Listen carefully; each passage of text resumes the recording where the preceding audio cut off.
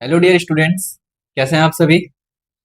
आप यहाँ पर देख सकते हो व्हाइट बोर्ड पे एक पेज खुला हुआ है जिसमें आपका लिखा हुआ है भारत का संविधान उद्देशिका। क्या है बच्चे? भारत का संविधान और उद्देशिका। एक्चुअल में ये पेज किस लिए मैंने ओपन करा है, ये क्वेश्चन आपके मन में जग रहा हो कि सर इतने सारी हमारे पास बुक्स है, आपने यही पेज क्यों ओपन करा है। ये पेज बेटा मैंने इसलिए ओपन करा है क्योंकि जब आप कॉन्स्टिट्यूशन के बारे में बात करते हो ना, संविधान के बारे में बात करते हो, तो सबसे पहले हम उसमें उसके चैप्टर्स के बारे में बात करते हैं कि उसकी जो पूरी पृष्ठभूमि है, जो थोड़ी सी मोटी बुक है, उसका जो फ्रंट पेज है वो क्या कहता है। सपोज दैट जैसे कि आपके स्कूल में बुक्स मिलती है तो आप कहते हो कि सर हम ना पहले टेक्स्ट देख लेते हैं कि कितने हमारे चैप्टर्स हैं। तो ये भी क्या है, ये जो फर्स्ट पेज है जो आपके भारत के संविधान का, ये उस संविधान की विषय वस्तु के बारे में बताता है कि उस संविधान के अंदर आपको क्या पढ़ने के लिए मिलेगा। ठीक है, और स्टार्ट करते हैं भारत का संविधान उद्देशिका से। प्रीएम्बल कहते हैं इसको इंग्लिश में। ठीक है बेटा, भारत का संविधान है, उद्देशिका है। उद्देशिका का मतलब क्या होता है, जैसे कि सपोज दैट एक लेटर टाइप का जो आपको बताता है कि भारत क्या है, क्यों है और किस लिए, कौन कौन से आपको इसमें अध्याय पढ़ने के लिए मिलेंगे as a preamble of our constitution. ठीक है डियर स्टूडेंट्स।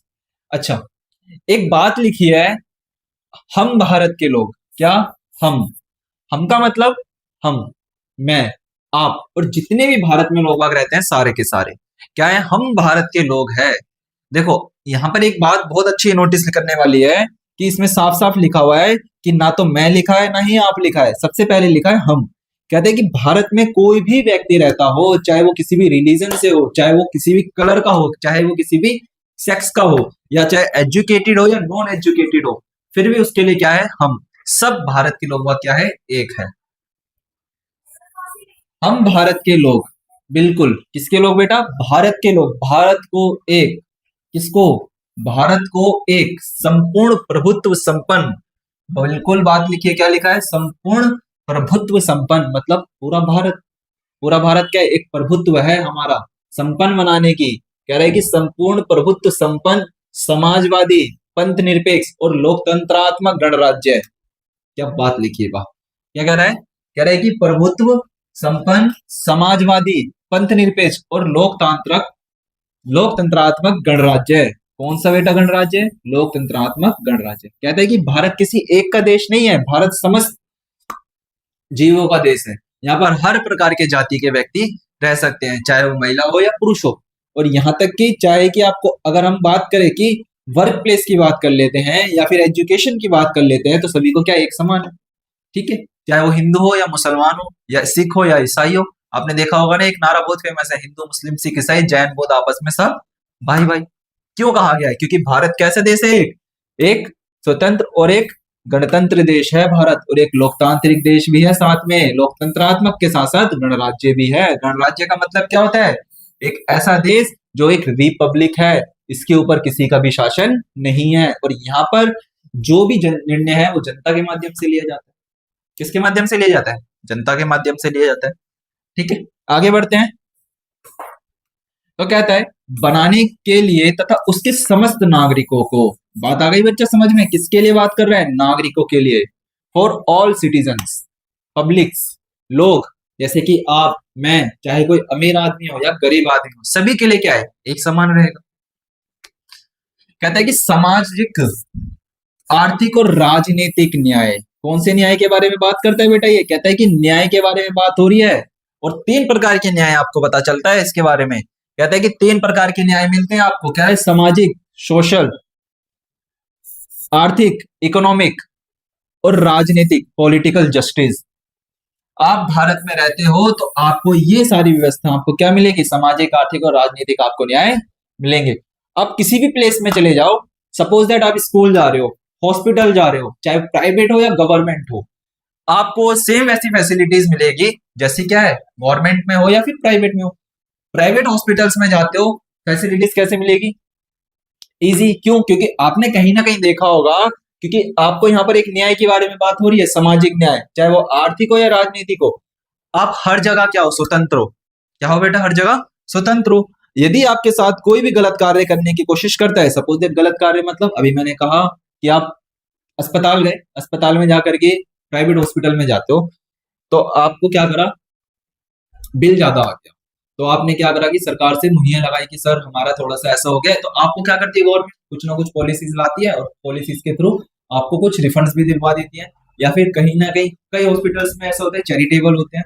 क्यों चैरिटेबल है? क्योंकि आपके साथ किसी भी प्रकार का भेदभाव ना किया जाए।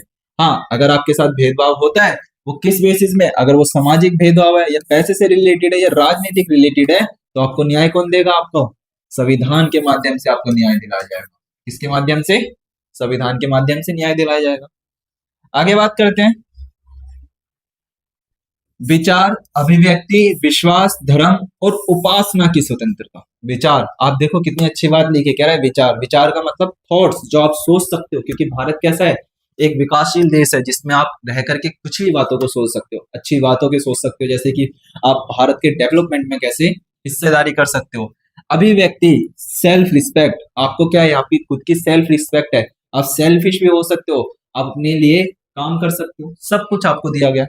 विश्वास, धर्म, आप किसी भी प्रकार के धर्म को अपना सकते हो, चाहे आप हिंदू हो, मुसलमान हो, सिख हो, ईसाई हो, आपको हर धर्म को अपनाने की क्या है? स्वतंत्रता है। उपासना की स्वतंत्रता, उपासना की स्वतंत्रता का मतलब क्या है? आप किसी भी धर्म के जो भी मान्यता है आप उनको क्या करो? आसानी से अपनाओ। क्यों? क्योंकि आप भारत में क्या हो? एकदम फ्रीडम हो, स्वतंत्र हो।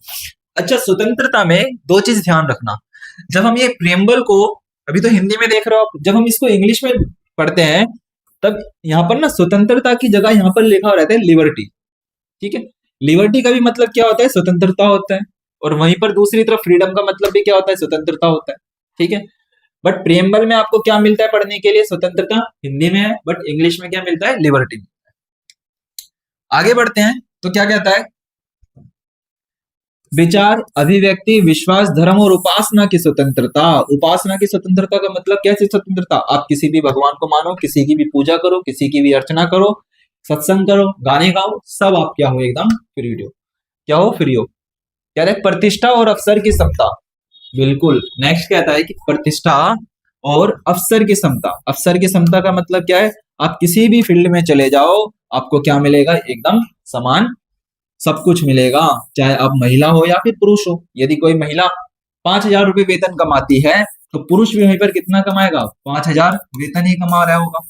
इसका मतलब क्या है कि आपको समान हो संविधान की नजर में, कानून की नजर में, सरकार की नजर में, चाहे आप महिला हो या पुरुष हो। ठीक है, आगे कहता है प्रतिष्ठा और अवसर की समता प्राप्त कराने के लिए तथा उन सब में व्यक्ति की गरिमा। क्या चीज? व्यक्ति की गरिमा। गरिमा का मतलब क्या होता है? आपके अंदर की जो भावना होती है। ठीक है, अंतर की गरिमा, व्यक्ति की गरिमा और राष्ट्र की एकता और अखंडता। अब ये वाली लाइन जरा सुनना जरा से। कह रहा है कि राष्ट्र की एकता, जो हमारा राष्ट्र है, नेशन है, भारत है, वो क्या है? उसमें समस्त नागरिक भले अलग अलग भाषा बोलते हो, अलग अलग रंग से आते हो, उनका खान पान अलग रहा हो, उनकी संस्कृति अलग रहा हो, अलग अलग प्रदेश में रहते हो, परंतु उनमें सब में क्या देखने के लिए मिलती है? यूनिटी देखने के लिए मिलती है। हमको क्या देखने के लिए मिलती है बेटा? यूनिटी देखने के लिए मिलती है। और अखंडता मतलब कुछ भी बात हो जाए तो हम सब क्या करते हैं? अपने जो भारत है, इसका संविधान है, इसकी रक्षा के लिए क्या करते हैं? उठ खड़े हो जाते हैं। ठीक है, क्या हो जाते हैं? हम उठ खड़े हो जाते हैं। इसलिए यहाँ पर लिखा है व्यक्ति की गरिमा और राष्ट्र की एकता और अखंडता सुनिश्चित करने वाली बंधुता। बंधुता का मतलब क्या है? कि हम सब एक है। किसमें बता रहे हैं हमको? उद्देशिका में पता चलता है कि भारत में रहने वाले समस्त नागरिक एक है। ठीक है, बंधुता बढ़ाने के लिए दृढ़ संकल्प होकर अपनी संविधान सभा में आज तारीख 26 नवंबर 1949 ईस्वी, क्या बेटा? कहता है कि 26 नवंबर 1949 ईस्वी को एतद द्वारा इस संविधान को अंगीकृत, अधिनियमित और आत्मसमर्पित करते हैं। क्या करते हैं बेटा? ध्यान से समझना एक बार क्या कह रहा है, ध्यान से देखो। कहता है कि दृढ़ संकल्प होकर अपनी संविधान सभा में आज तारीख, कौन सी तारीख? 26 नवंबर 1949 को एतद द्वारा इस संविधान को अंगीकृत, अंगीकृत का मतलब हम इसको अपनाते हैं, अधिनियमित और आत्मसमर्पित करते हैं कि आज जो इस संविधान सभा में इस संविधान की प्रस्तावना को तैयार किया गया है, इसके उद्देश्य को बनाया गया है, आज हम सब इसको क्या करते हैं, एक्सेप्ट करते हैं कि आगे से जो भी रीति रिवाज होंगे या जितने भी कानून बनेंगे, चाहे वो प्रधानमंत्री हो, मुख्यमंत्री हो या आपका राष्ट्रपति हो, सबके सब या कोई भी प्रकार की कानून हो या फिर आपकी जो जुडिशरी है, चाहे आपकी नगर पालिका हो या फिर आपका कोई बड़ा सा बड़ा पदाधिकारी भी हो, सब किसके अंतर्गत काम करेंगे, केवल और केवल आपके संविधान के अंतर्गत कार्य करेंगे। यदि कोई व्यक्ति संविधान की अवहेलना करने की कोशिश करता है तो उसके लिए कौन है, आपका सुप्रीम कोर्ट है, जो उसको सजा का सुनाएगा, है ना। आगे कहता है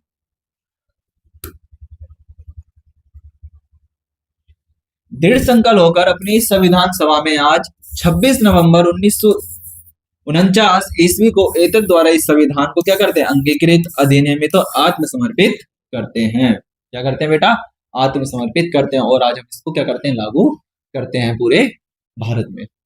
परंतु आप एक चीज देख सकते हो, जो भारत का संविधान था ये तो कब अंगीकृत किया गया था, आप कहोगे कि सर ये तो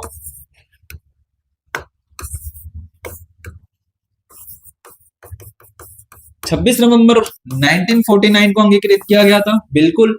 बट इस टाइम से हमारे भारत में कुछ अधिनियम को पारित किया गया था और साथ में आपको पता होगा कि 26 जनवरी 1950 को हमने इसको पूरे ओवरऑल भारत में क्या कर दिया था बेटा, लागू कर दिया था। क्यों करा था, क्योंकि 26 जनवरी 1950 एक हमारे लिए ऐतिहासिक डेट है, क्योंकि 26 जनवरी की अगर हम बात करें 1930 की घटना आप सभी को याद होगी, है ना। 26 जनवरी 1930 को क्या हुआ था, भारत में पहला स्वतंत्रता संग्राम किया गया था, जिसमें हमने अपना स्वतंत्र रूप से झंडा फहराया था। ठीक है, ये आपकी प्रेम्बल थी, जिसको हिंदी में उद्देशिका कहते हैं। एक बार दोबारा देखते हैं, ठीक है। क्या कहते हैं, भारत का संविधान है, हम भारत के लोग भारत को एक संपूर्ण प्रभुत्व संपन्न समाजवादी पंथ निरपेक्ष लोकतांत्रिक और गणराज्य बनाने के लिए तथा उसके समस्त नागरिकों को सामाजिक, आर्थिक और राजनीतिक न्याय, विचार, अभिव्यक्ति, विश्वास और धर्म की उपासना की स्वतंत्रता, प्रतिष्ठा और अवसर की समता प्राप्त कराने के लिए तथा उन सब में व्यक्ति की गरिमा और राष्ट्र की एकता और अखंडता सुनिश्चित करने वाली बंधुता बढ़ाने के लिए दृढ़ संकल्प होकर के अपनी संविधान सभा में आज तारीख 26 नवंबर 1949 ईस्वी को एतद द्वारा इस संविधान को अंगीकृत, अधिनियमित और आत्मसमर्पित करते हैं। ठीक है डियर स्टूडेंट्स, ये आपका क्या था, भारतीय का संविधान की उद्देशिका थी। अच्छा, इसके नीचे कुछ और बातें लिखी हैं, आपको नजर आ रही होंगी, जरा एक चीज इसको भी देखना। कहता है कि जो संविधान है, कहता है ये 42वां संविधान संशोधन अधिनियम 1976 द्वारा भाग धारा 2 द्वारा 3 तारीख पहला महीना 1977 से क्या हुआ, प्रभुत्व संपन्न लोकतंत्र गणराज्य के स्थान पर प्रतिपादित है। क्या है, इसमें क्या करा था, जो पंथ निरपेक्ष नाम का शब्द है उसको बाद में जोड़ा गया था। दूसरा कहता है कि जो संविधान है उसी में 42वां संविधान संशोधन अधिनियम 1976 के द्वारा धारा जो 2 है, जिसको कब लागू किया गया था, 3/1/1977 से राष्ट्र की एकता के स्थान पर प्रतिस्थापित किया गया था। ठीक है, कौन सी चीजें इस प्रतिस्थापित करी गई थी, आपकी ये वाली चीजें, कौन सी, समाजवादी पंथ निरपेक्ष लोकतांत्रिक गणराज्य। ठीक है बेटा, ओके, ये आपका क्या था, भारत का संविधान उद्देशिका। आई होप आप सभी को समझ में आया होगा। ओके डियर स्टूडेंट्स, बाकी मुलाकात करते हैं नेक्स्ट क्लास में, एक छोटी सी और क्लास के साथ इसी मिलेंगे दोबारा से। Okay, thank you all of you.